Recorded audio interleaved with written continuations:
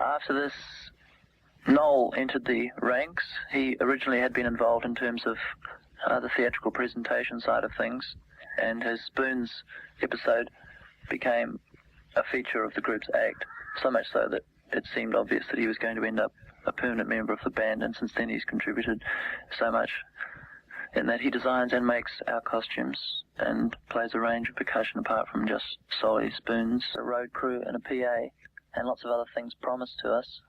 On our arrival, we found that all was not as well as it had been promised to us. This was largely due to the ineffectual management that we had at that stage. This particular person had promised us much, and we got here and found that much wasn't here. However, in comparison to the days in New Zealand, it really was a bunch of roses. For example, in New Zealand, we always had carried our own gear into the hall, set it up ourselves, which of course meant that we couldn't put everything into our performance. We had to assemble our own PA due to the efforts of Eddie and Emlyn and Jonathan largely, who have knowledge of electronics. And after a performance you feel tired but perhaps elated, and then have to walk out and see a sea of quad boxes and PA stacks and have to carry them into a van. It rather takes the edge off it.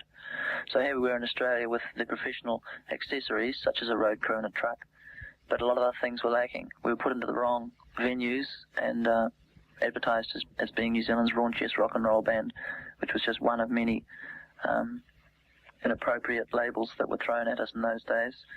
Then one night in Sydney we were playing at the Oceanic Hotel, and Michael Gudinski and some of the Skyhooks band were there, and that was the start of things getting better really, because they liked the performance a lot, talked to us afterwards, and in fact Michael Gudinski approached us and asked us if we would like to sign with Mushroom Records, which at the time seemed a wonderful opportunity and turned out to be the best thing that we could possibly have done.